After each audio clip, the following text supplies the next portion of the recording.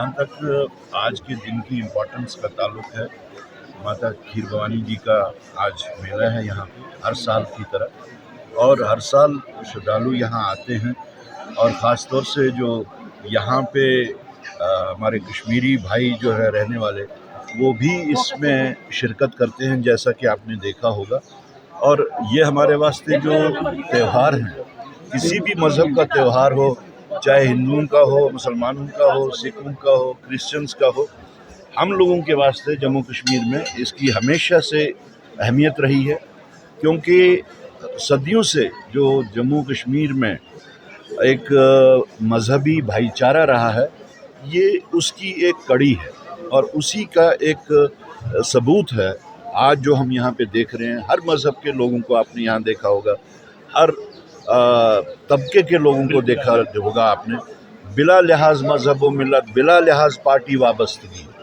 और इसमें जो सबसे बड़ी खूबसूरती जो है कि जिसको हम कहते हैं कि हिंदुस्तान एक फूलों का गुलदस्ता है, उसकी बेहतरीन मिसाल आपको, उस फूलों के गुलदस्ते की बेहतरीन मिसाल आपको यहाँ पे मिल रही है इस वक्त। और ख़ास तौर से जब मुख्तलिफ़ पॉलिटिकल पार्टीज़ के लोग भी यहाँ आए हैं और वो भेदभाव जो यहाँ की प्रीमिसेस से बाहर जो सियासी भेदभाव है, वो आपको अंदर देखने को नहीं मिलेगा। तो हम यहाँ पे मुबारकबादी के वास्ते भी आए हैं और अपनी श्रद्धा से भी हम लोग यहाँ पे आए हैं।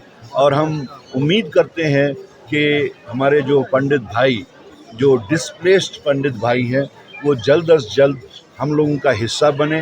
लेकिन उसमें भी जब हम ये कहते हैं कि हम उनकी रिटर्न के वास्ते बहुत इंतज़ार में हैं, हमें ये भी देखना होगा कि उनकी रिटर्न के वास्ते जो उनके कोर इश्यूज़ हैं, वो कोर इश्यूज़ भी कैसे सेटल किए जाएं। अगर आप लोगों ने देखा होगा, जिस वक्त असेंबली का सेशन था, गवर्नर्स एड्रेस के ऊपर जिस वक्त मैंने कांग्रेस पार्टी की तरफ से बात की, तो मैंने कहा कि ये कॉस्मेटिक जो अरेंजमेंट्स जो बातें होती हैं, अगर उससे हम समझते हैं कि ये लोग वापस आएंगे, तो ऐसा नहीं होगा।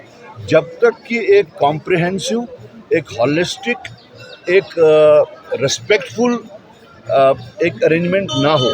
और हमें इस बात में बोलने में बहुत ही खुशी होती है, फ़ख्र होता है कि यूपीए सरकार के टाइम पे जो डॉक्टर मनमोहन सिंह ने जो पैकेज दिया था, वो उसकी तरफ एक रास्ता था, उस कॉम्प्रिहेंसिव पैकेज के वास्ते।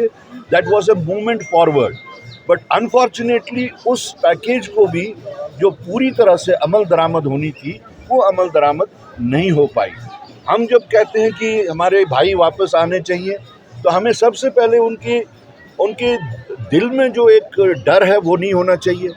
उनको जो इनसिक्योरिटी बाकी जो है, उनकी जॉब इनसिक्योरिटीज़ हैं, उनके रिलेटेड जितने भी बाकी मामलात हैं, जब भी ऐसा कोई कॉम्प्रिहेंसिव पैकेज बने जिस तरह डॉक्टर मनमोहन सिंह जी ने दिया था, उसमें कम्युनिटी को इन्वॉल्व किया गया था। As long as you don't involve the community, एक ऊपर से बना के टेलर मेड बना के आप पैकेज देंगे, उससे बात नहीं बनती। अभी मौजूदा इस सरकार से पहले, मौजूदा सरकार से पहले मेरे हिसाब से बजाय पंडित कम्युनिटी को एम्पावर करने के, पॉलिटिकली डिसएम्पावर किया गया। वो ये कि उनके जहाँ भी जम्मू में जहाँ भी वो लोग रहते हैं, उनके वोट्स वहाँ पे थे, उन वोट्स को वो उसका इस्तेमाल वहाँ पे करते थे अपनी पॉलिटिकल एम्पावरमेंट के वास्ते। लेकिन उनका वोट जो है यहाँ पे ट्रांसफ़र किया गया, शिफ्ट किया गया, जिसको अब वो अपना फ्रेंचाइज भी इस्तेमाल नहीं कर पाते हैं। तो if you want to empower them, you have to empower them politically also. अब दूसरा कि नॉमिनेशन पे 2 मेंबर्स आएंगे पंडित कम्युनिटी के असेंबली में। हमारा मानना है कि ये पिक एंड चूज़ वाला जो मामला होगा, वहाँ पे वो जाना चाहिए जो यहाँ की मुस्लिम कम्युनिटी के साथ घुले मिले। उससे बेहतर ये होता कि अगर यहाँ पे उनके वास्ते सीटें जो हैं वो रिज़र्व की जाए, जिस तरह बाकी एससी की रिज़र्व होती हैं, अगर कश्मीर में भी उनके वास्ते 2 सीटें रिज़र्व की जाएं, ताकि उसका ये होगा कि एक आपस में उनका मिलना जुलना होगा।